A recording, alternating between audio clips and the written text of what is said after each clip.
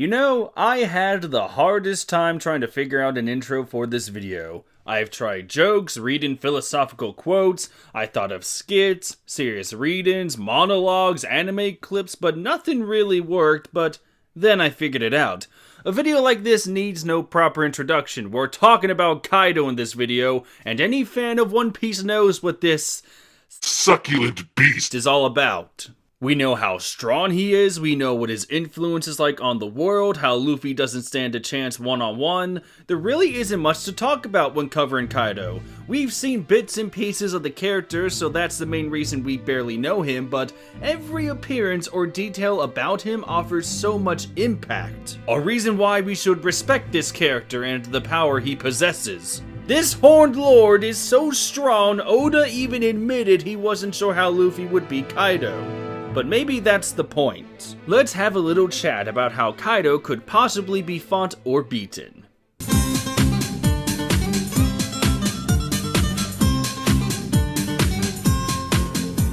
I swear I'm one text box with copyrighted music away from making this a One Piece theory video. And we all know how well those turn out when I'm at the helm. Kill me. So crushing self-esteem aside though, let's set the stage of how strong Kaido is in another example of soul crushing. Like say, this image? Gear 4 Luffy, a form that could punch a city in half and brought some of the toughest pirates around to their knees, was just one-shotted by this glorious god. Really think about this, in the last fight Luffy was in, which I'm not going into detail again. If you want to know what I think, please watch my review on Whole Cake Island. Anyway, Luffy was torn apart and pummeled for hours. Sure, he got a break in the middle, but practically every minute he was fighting was another minute of being crushed. Hell, even after his little lunch break, the pummeling got worse. So, hours of durability against the ferocity of a man like Katakuri and the seemingly endless willpower to live? Meaningless before Kaido. Even when Luffy hit Kaido with blow after Kon-sized blow, all Luffy got in terms of damage was a sigh. He did nothing injury-wise, but got everything back plus interest. So, yeah, if this couldn't take down Kaido or even damage him, what will? There's some really interesting theories going around at this time. Some believe that Zoro will get a blade that can cut down specific devil fruit users like an insta-wind sword. Some say little Momo will go through puberty and grow to fight Kaido. Some believe that we're going to throw Kaido in a temporal vortex since time travel is a thing, and since no one can really beat him, well, we better just seal him away in the realms of time. But a common main belief is this, and that is Luffy unlocking Gear 5 or awakening his devil fruit. Some think both are gonna happen, and that would be how he gets that sweet W. But I don't think that's the full story. I mean, it's hard to imagine Luffy not using a power like that against Kaido in the final rematch, but it's also hard to imagine that Luffy alone can take Kaido down. There is too much of a power gap that a simple Gear 5/Awaken can cover. And I think Oda knows that. When he first introduced Kaido, he made the statement that if the fight is one-on-one, Kaido will win. And I think this image right here sells us on that. The only reason people think differently is because main character stats, but that's just absurd at this point. If you want to take someone like Kaido down, you're going to need more than just the pride and honor of a one-on-one. You'll need help. You'll need a strategy, and honestly, teamwork is going to be the ultimate lesson here in this arc. There's already some seeds planted with Luffy and Kid about how teamwork is going to get them out of a situation, and even more examples were spread throughout Wano's arc so far. In fact, now that I think about it, there's been more emphasis on teamwork ever since the New World started. But the point remains, if the Straw Hats are going to get through the Yonkos to get to One Piece, they'll need to work together. But Trevor, they're already a crew. They already work together against Big Mom. And if we get team fights, then how will we get the solo duels we loved for decades? And I'll admit, it's a little hard to answer that without explaining specific things story-wise and shonen-wise for like 45 minutes. And I don't feel like doing that again so soon. Here's what I'm predicting what the general route of One Piece is going to take fight-wise. When it comes to minions like the Calamities or high-ranking Marines or at most Blackbeard's crew/commanders, those can be reduced to solo fights. Give everyone a shot. But if you're going to take on beings such as the Yonkos or the Admirals, or I guess at this point Im-sama, you're going to need some help. I think Nathan Lee Company said this best, and if not, someone please correct me. But a long time ago, he said that One Piece is an odyssey. It's not supposed to follow the standard plot of other shonen stories. While there are still tropes being involved, One Piece has its own take for the journey. It's like a fusion of originality mixed with shonen tropes. This fusion works so well that when it comes to fights, people can read them as an artistic masterpiece fueled by the highest levels of emotional conflict. Or they can read it as a fight with little movement, but at least the payoff is epic. I'm willing to bet that if you ask the fan out of the blue what their favorite moment of the Rob Lucci fight is, they won't say anything about the beginning or middle of the fight. Rather, it will be the end with the Gum Gum Gatling gun. That's just one example, but there are more scattered throughout the series. The reason I'm saying all this is because I think Oda is ready to move on to the next stage. He's experimented with team battles before and... Wait a second. A giant, seemingly indestructible horned monster, and it takes everyone plus a powered-up Luffy to win. Well then! The blueprints are there. I think it's time to implement them. Or really at this point, evolve them. So let's link this back to Kaido.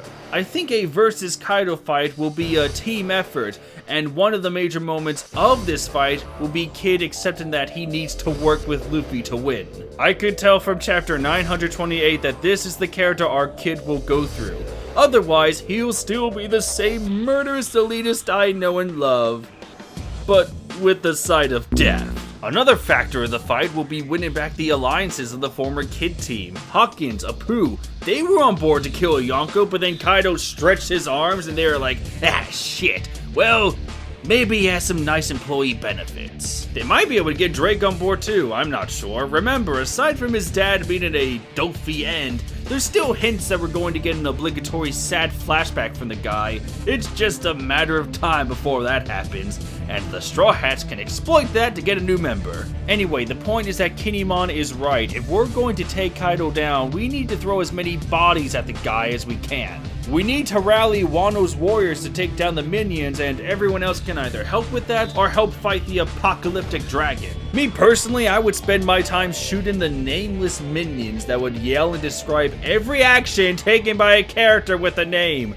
That shit would make me ecstatic. Why do you exist aside from stating the obvious, you immersion ruining bastards? Also, I wouldn't be surprised if the Straw Hat fleet makes a comeback to help out. If Big Mom can show up out of nowhere, then I'm giving the fleet the benefit of the doubt. Except for you, Leo. I'd rather see you fall off a ship and get torn to pieces by the mindless, hungry desires of fish. But anyway, what matters is that if all of these allies come back and team with the allies made in Wano, it can make for a pretty metal fight, and it can make a nice little declaration to the world saying, hey guys, so Luffy has a fleet, and with them he made a mockery of 2 Yonkos in record time, so yeah, there's that. Now, if you're all expecting me to do a theoretical play-by-play of what everyone versus Kaido would be like, nope, not now. This is way too early.